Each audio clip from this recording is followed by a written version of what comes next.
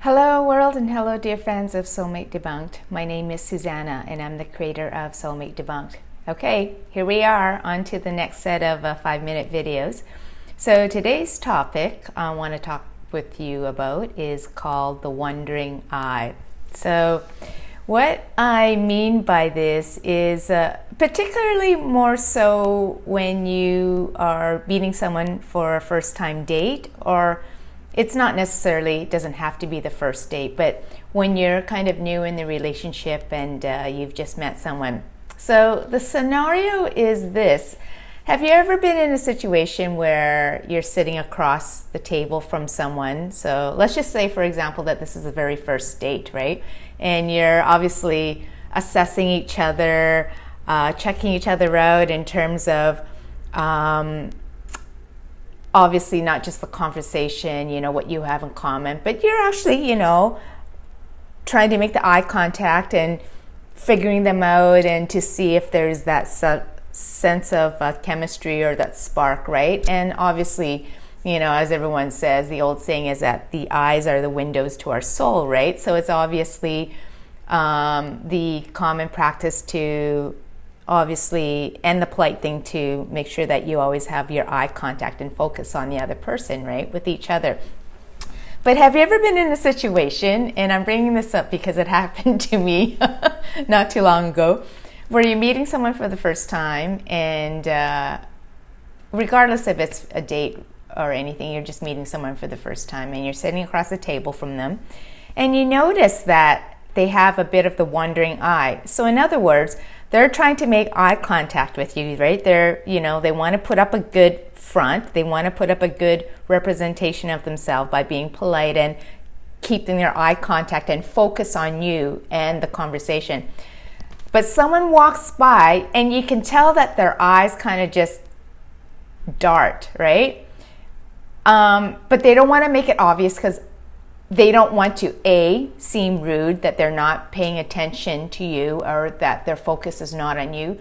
But B, they don't want to get caught like they're the type of person that checks everybody out, So for example, if I'm, in a first time date and I'm sitting across the table from someone and he doesn't want it to come across that he's the type of guy that checks out other girls, he'll want to keep his eye focus on me, but then you could tell that they have a bit of that wandering eye, and it could be just a quick glance, like a really split-second glance, that they want to just check out the other person without the obvious, head turn or anything like that, right? But sometimes, have you noticed that some people are so good at trying to really hide it, they keep their eye focus on you, but their body language also somehow is slightly not on your focus, their attention is not on you. Now, I bring this up because it's a very interesting thing, because these are kind of, for me, sometimes they're a bit of what I call the yellow flags when you're assessing someone. Obviously, there's things called the obvious red flags when you're meeting someone for the first time and to assess whether you guys are compatible for, any kind of relationship, even just friendship. But more so, I guess, in the dating for relationship, there's subtle clues or subtle things that I call the yellow flags. And I'll talk about those in a different episode.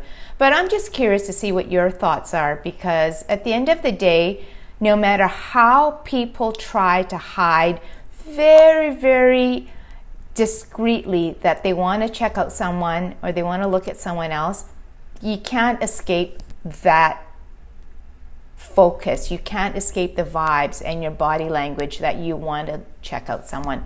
Personally, for me, I would be more, I would be more pleasantly surprised at someone who is very obvious about it. If they want to look at someone, just go and say, hi, make eye contact with someone. But that's just me.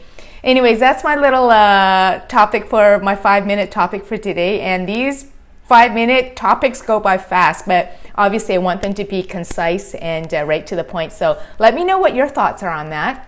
I'm curious to find out, but obviously in the meantime, thanks for tuning again. Subscribe to my YouTube page if you haven't already, and we'll catch you again soon.